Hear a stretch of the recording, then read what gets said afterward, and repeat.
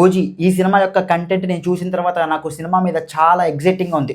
నాకే కాదు నా చుట్టుపక్కల ఉన్న చాలామంది కూడా పవన్ కళ్యాణ్ గారి సినిమా ఏం చూస్తావు అన్న వాళ్ళు కూడా పవన్ కళ్యాణ్ గారి సినిమా చూడాలనిపిస్తుందని చెప్తున్నారు. దానికి కారణం సుజిత్. ఈ సినిమాకి చాలా ప్లస్ పాయింట్లున్నాయి. ఒక మంచి ప్రొడ్యూసరు అంటే సినిమాని హిట్ అవ్వడం కంటే నేను ఒక గొప్ప సినిమా ఇచ్చానని చెప్పుకునే డీవీవీ దానయ్య గారు లాంటి వ్యక్తులు, అలాగే మంచి సినిమాటోగ్రాఫర్లు అండ్ రవికే చంద్రన్ గారు అండ్ మనోజ్ పరమహంస గారు అండ్ తమన్ గారు చాలా ఫైర్ మీద ఉన్నారు. నేను ఎలాగైనా సరే అనిరుద్ కంటే గొప్ప మ్యూజిక్‌ని ఇస్తాను అని ఆయన నిరూపించుకోవాలి అనుకుంటున్నారు. ఆ ఫైర్ మీద ఆయన చాలా మంచి మంచి బ్యాక్‌గ్రౌండ్ స్కోర్‌లు, సాంగ్స్ ఇస్తున్నారు. ఇంకా కొంతమంది ఈ సినిమాకి బిగ్గెస్ట్ మైనస్ అవుతుంది ప్రియాంక మోహన్ హీరోయిన్ అని అంటున్నారు. I don't think so. ఎందుకంటే సినిమా వర్క్ అయితే అవేమీ పెద్ద పని చేయవు.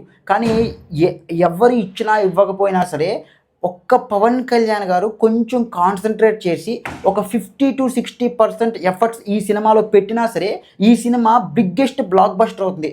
అలా కాకుండా ఆయన పైలాగా మన మిగతా బ్రో లాంటి సినిమాల్లో లేకపోతే హరిహర వీరమల్లులో ఎలా చేశారో అలాంటి ఎఫర్ట్స్ పెట్టి చేస్తే మాత్రం ఖచ్చితంగా ఈ సినిమా అనుకున్నంత స్థాయికి రీచ్ అవ్వదు.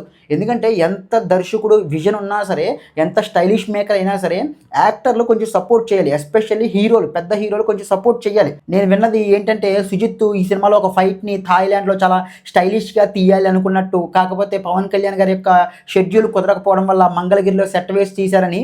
ఒకవేళ అదే నిజమైతే కనుక చాలా డౌన్ గ్రేడ్ అవుతుంది. ఎందుకంటే విజన్ అనేది మెల్లమెల్లగా తగ్గిపోతూ ఉంటుంది. దీనివల్ల సినిమా బాగా ఎఫెక్ట్ అవుతుంది. సినిమా పాడవచ్చు కూడా. ఈ ఓజీ అనే సినిమా కానీ పవన్ కళ్యాణ్ గారికి హిట్ అవ్వకపోతే కనుక నాకు ఇంకో సినిమా పవన్ కళ్యాణ్ గారిది ఇంత ఎగ్జైటింగ్గా ఇచ్చే సినిమా నాకైతే కనిపించట్లేదు. ఇదే లాస్ట్ హోప్ నాకైతే.